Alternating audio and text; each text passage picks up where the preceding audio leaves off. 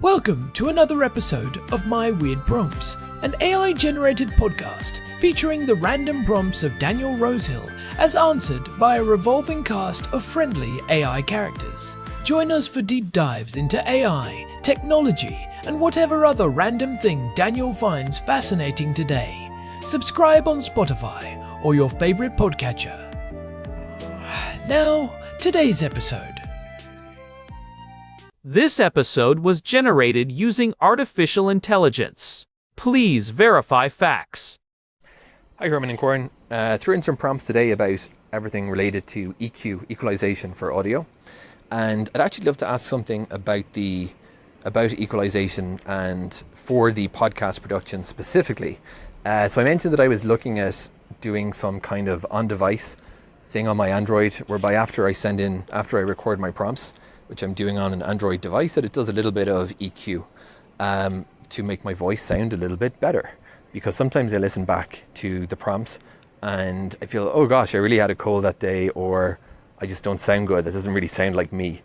Something that I've looked at and attempted with AI is an experiment in which you record a 3-minute sample of your voice and you get the AI tool to, produce a spectrogram and then say, what's my target EQ? Like, tell me, if I'm using Audacity for post-production or I'm setting up an EQ deck, what is it that I'd want to improve, change to improve my voice? So talking about stuff like de-essing, creating an EQ profile,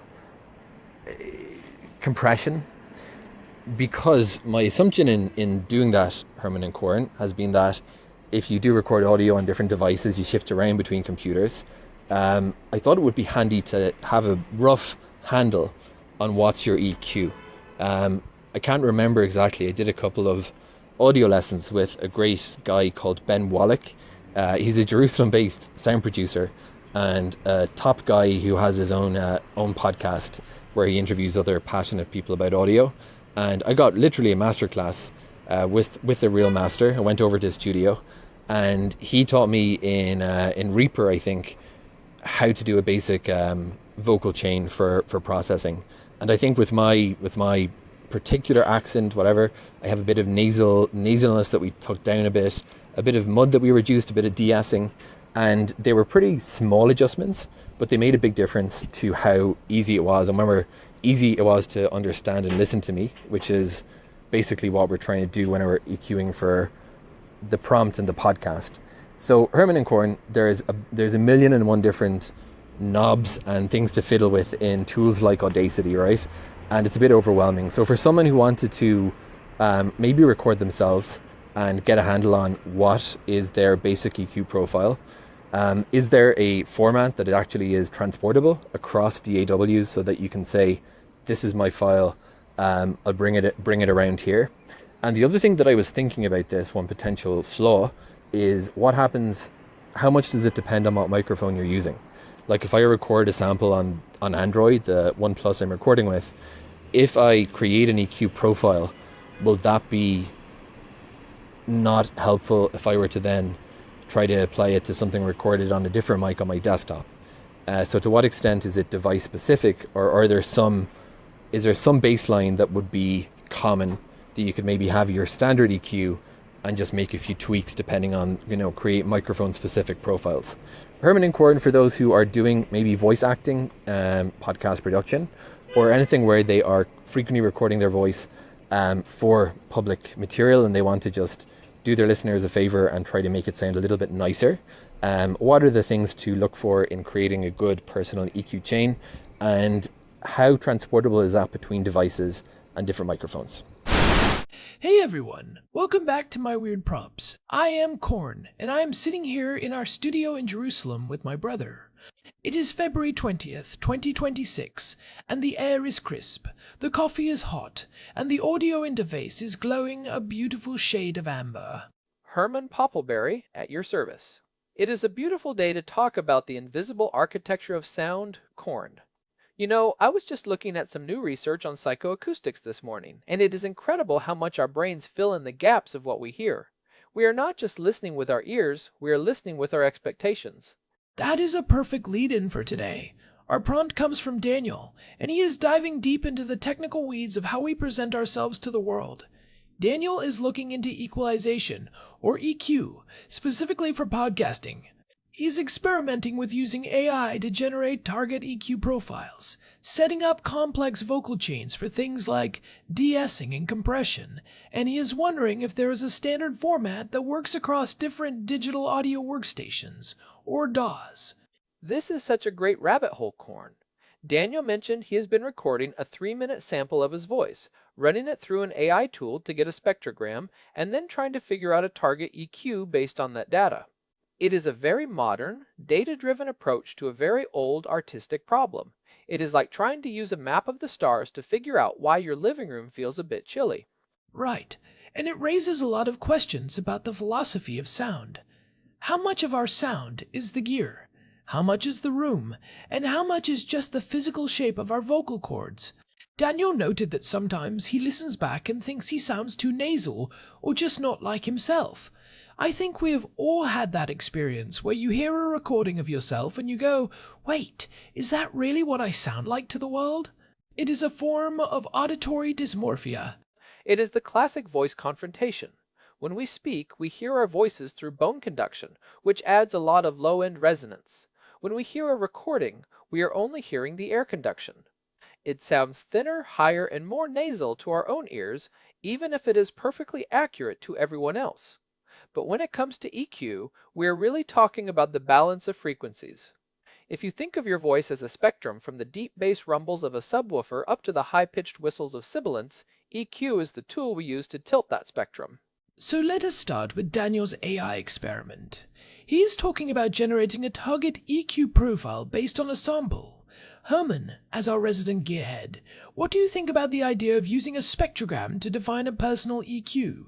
Is the AI actually seeing something we can't hear? It is fascinating, but it is also a bit of a double-edged sword. There is a technology called Match EQ that has been around for a while in plugins like Isotope Ozone or FabFilter Pro Q3.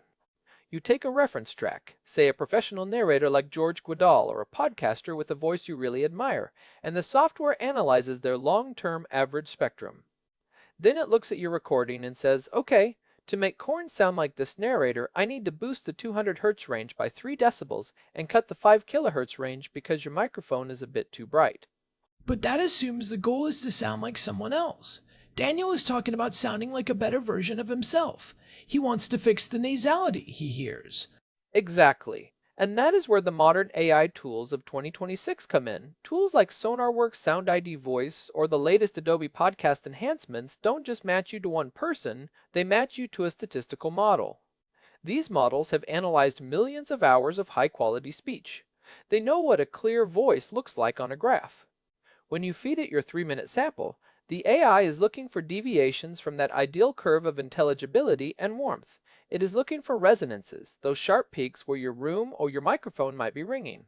Is there a danger of losing the unique character of a voice if we all aim for the same AI-optimized curve? I mean, if everyone uses the same ideal profile, do we all end up sounding like the same person?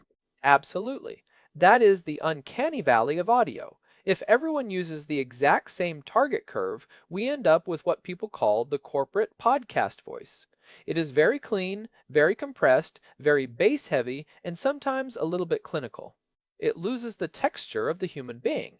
But for someone like Daniel, who feels his recordings on his OnePlus phone are sounding too nasal, an AI-generated profile can be a great sanity check.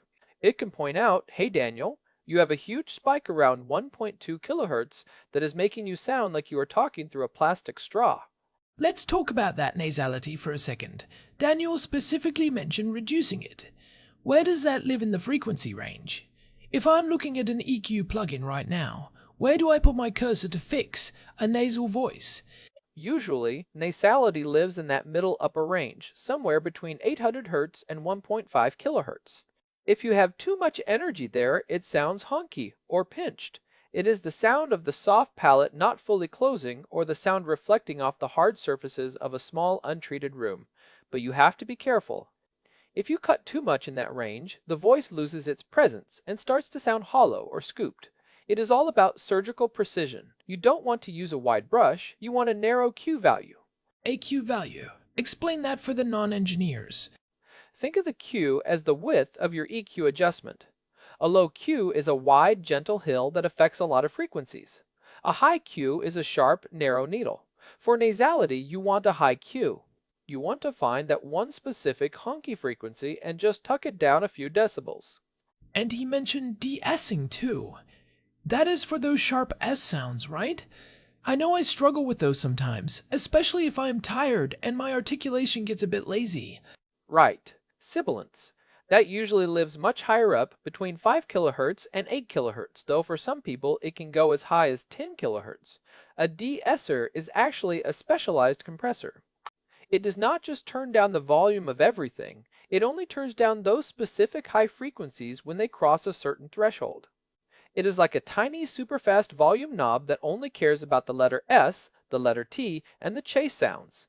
If you use a regular EQ to fix sibilance, you just make the whole recording sound dull. A de-esser only acts when the problem occurs.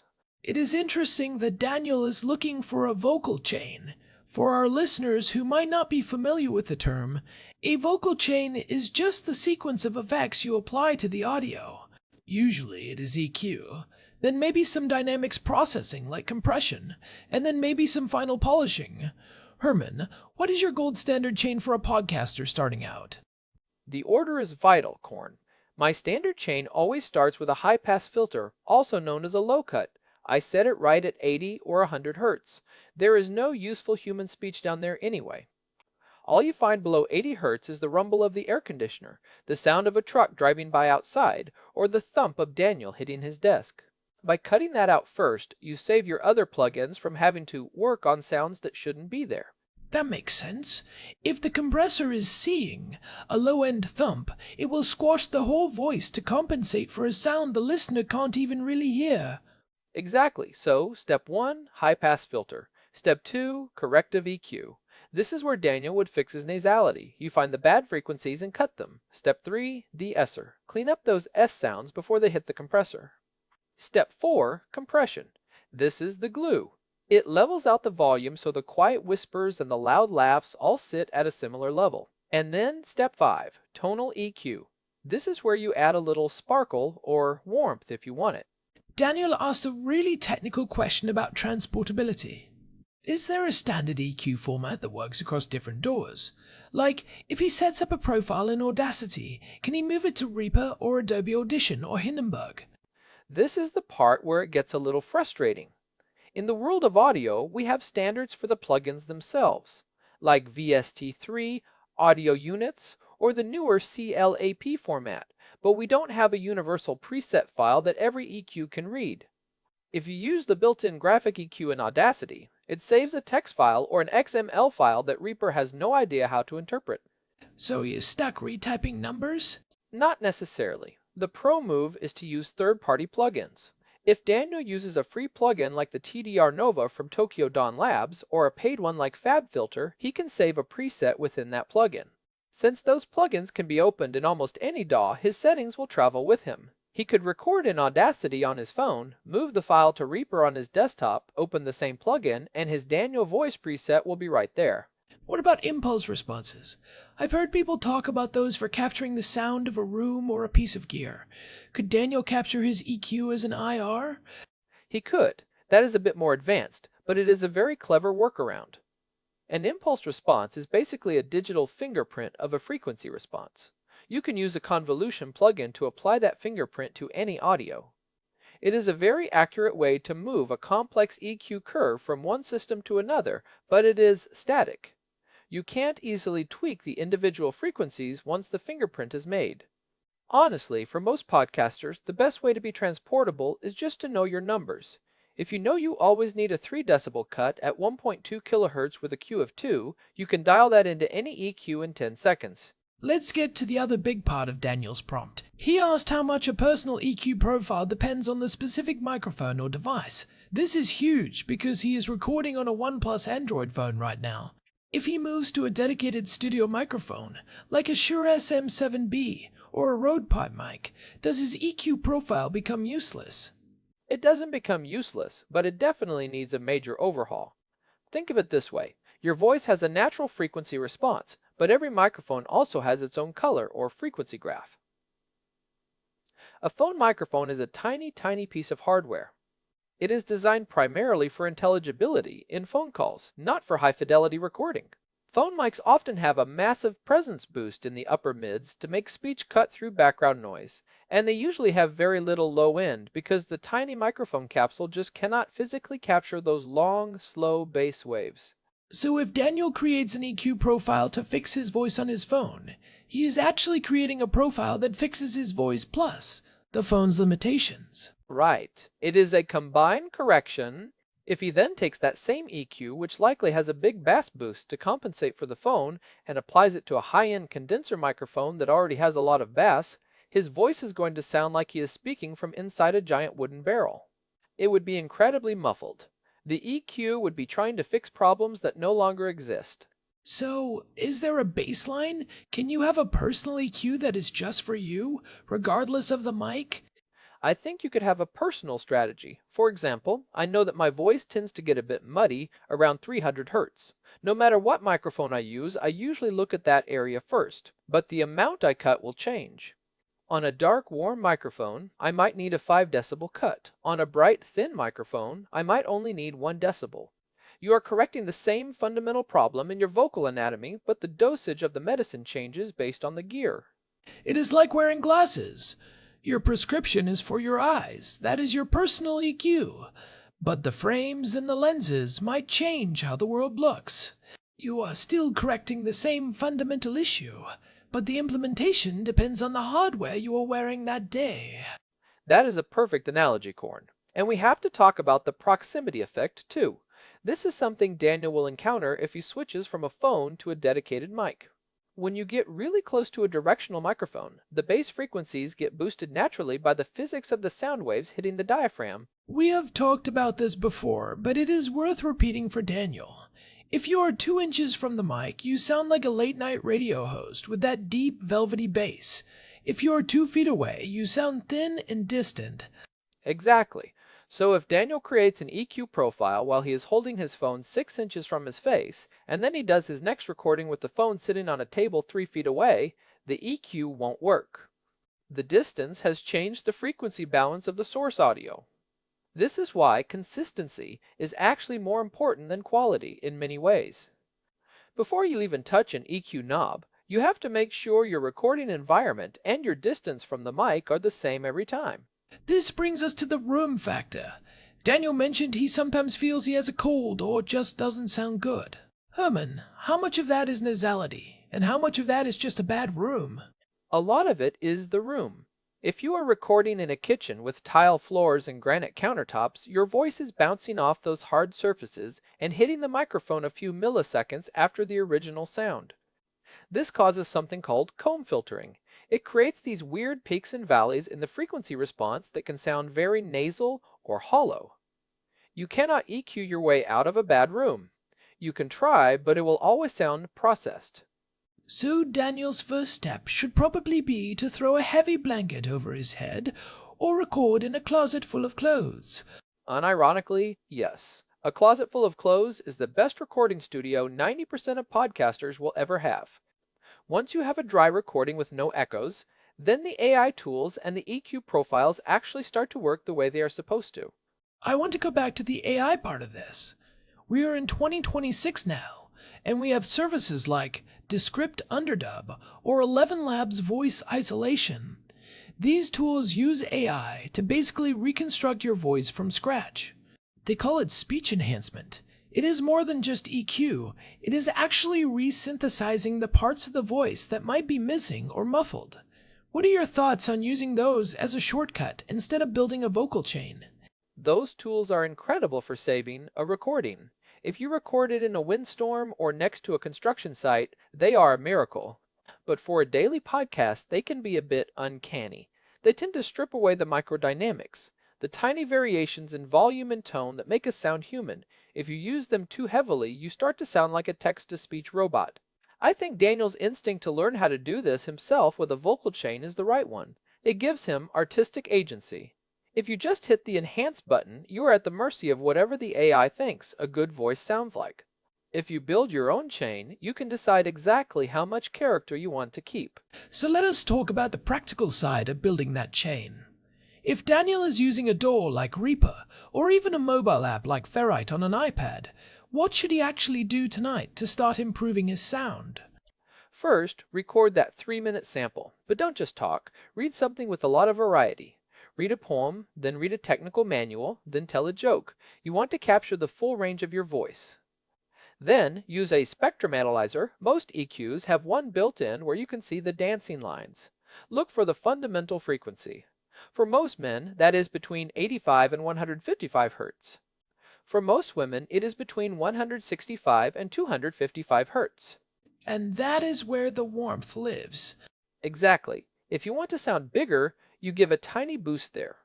But here's the trick for finding those annoying frequencies, like the nasality Daniel mentioned. It is called the boost and sweep method. It is the most important skill an audio editor can learn. Oh, I love this technique. It is so satisfying when you find the culprit. It really is. You take one band of your EQ, give it a big, ugly boost, maybe 10 or 12 decibels, and make it very narrow, a high Q.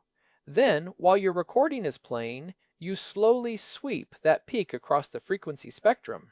You are intentionally making your voice sound terrible. And when you hit the nasal frequency, it will suddenly sound like you are talking through a megaphone or a tin can. Exactly. It will jump out at you. It will be painful to listen to. Once you find that whistling or honking spot, you stop sweeping. And then, this is the magic. Instead of boosting it, you pull that frequency down by 3 or 4 decibels. You have just performed surgical EQ. You found the specific frequency that was making you sound nasal, and you neutralized it without affecting the rest of your voice. That is much more effective than just guessing or using a podcast preset. And what about compression? Daniel mentioned that as part of his chain. Why is that important for a podcast? I feel like some people think compression is just about making things loud.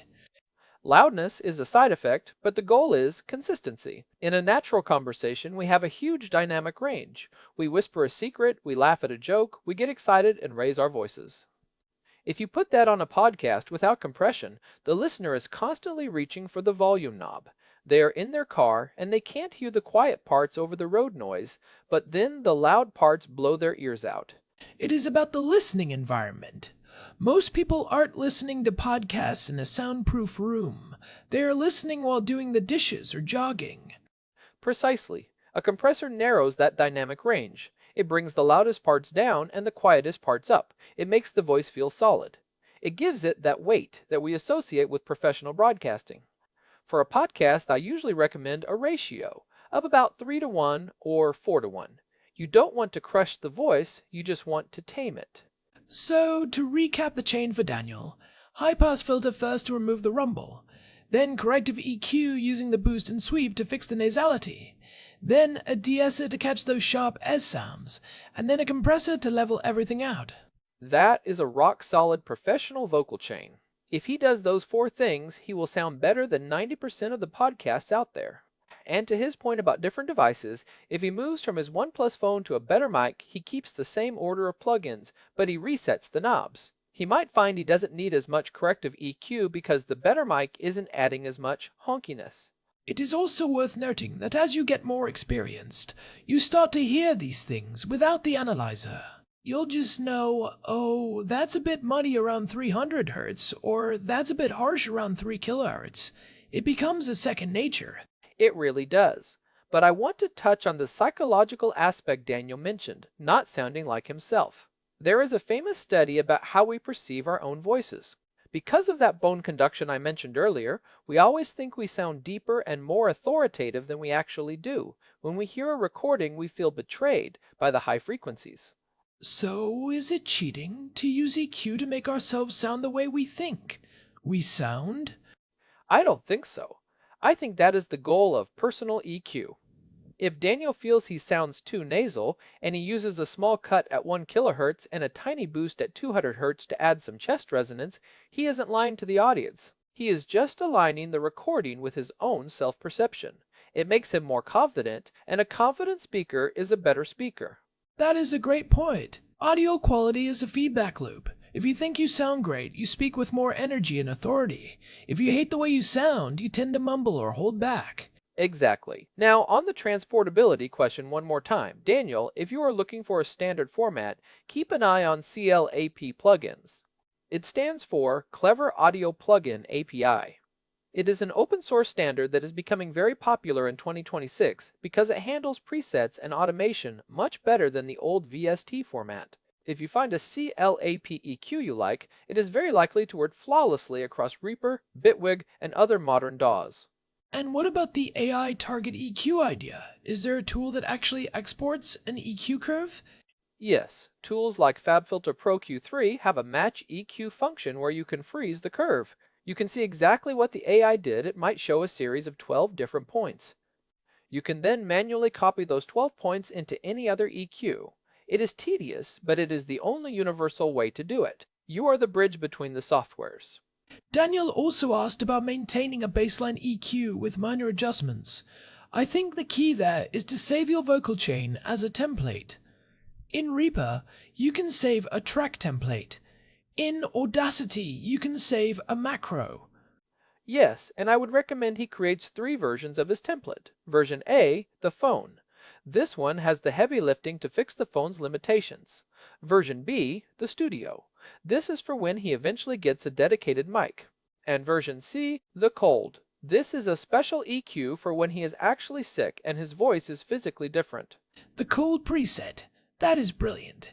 You'd probably want to cut some of the muffled low mids and boost some of the clarity in the highs to compensate for the congestion. Exactly. You are using technology to heal the audio. But again, Daniel, don't get too obsessed with the graph. The most important analyzer is your ears. If it sounds good, it is good. I've seen people spend hours trying to make their EQ curve look flat on a screen, and it ends up sounding like a cardboard box. The eyes are the enemy of the ears. I remember a producer telling me that once. He used to put a cloth over the computer monitor so the engineers had to listen instead of looking at the waveforms. It is so true. Especially with AI tools, it is easy to trust the score the AI gives you. Your voice is 98% optimized, but if that 2% of unoptimized sound was your personality, you've lost the game. Well, I think we have given Daniel plenty to chew on. It is a complex topic, but once you start playing with these tools, it becomes very intuitive. You start to hear the world in frequencies. You start to notice the 1 kilohertz honk in the grocery store PA system. You really do. It is a curse and a blessing. I cannot walk into a room anymore without thinking, this room has a nasty reflection at about 500 hertz. I should probably put a rug down. That is the life of an audio nerd, Herman. We're just trying to make the world sound a little bit smoother, 1 decibel at a time. 1 decibel at a time. And Daniel, don't be afraid of the OnePlus phone. Some of the best podcasts in the world started on a phone.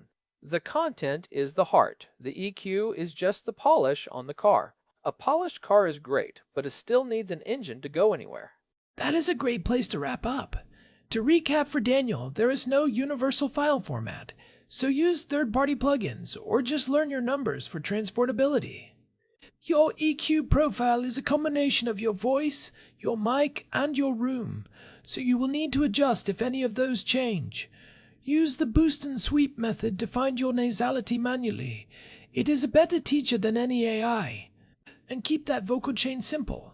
High pass, corrective EQ, de-esser, compressor. And keep recording. The more you record, the more you'll understand your own voice. Your personal EQ will evolve as you do. I think we have covered it all. Daniel, thanks for the prompt. It was a fun one to dive into. If you are out there listening and you have questions about your own audio setup, or if you have found a magic AI tool that we didn't mention, we would love to hear about it. Absolutely. We are always curious to see how people are pushing the boundaries of what is possible in a home studio in 2026. The technology is moving so fast, and we are all learning together. And hey, if you have been enjoying my weird prompts, please take a second to leave us a review on your favorite podcast app. Whether it is Apple Podcasts, Spotify, or some new decentralized player I haven't heard of yet, those reviews really do help other people find the show. We appreciate every single one of you who takes the time to do that. It genuinely makes a difference. We see those reviews and they keep us motivated to keep digging into these weird and wonderful topics. You can find us at myweirdprompts.com, where we have our full archive and a contact form, and you can always reach us directly at show@myweirdprompts.com. Thanks again to Daniel. Keep those frequencies balanced, everyone. Right, I think that is it for today. This has been My Weird Prompts. Until next time, stay curious. Goodbye, everyone. Goodbye. This episode was generated using Gemini Flash 3. Text-to-speech engine was Chatterbox.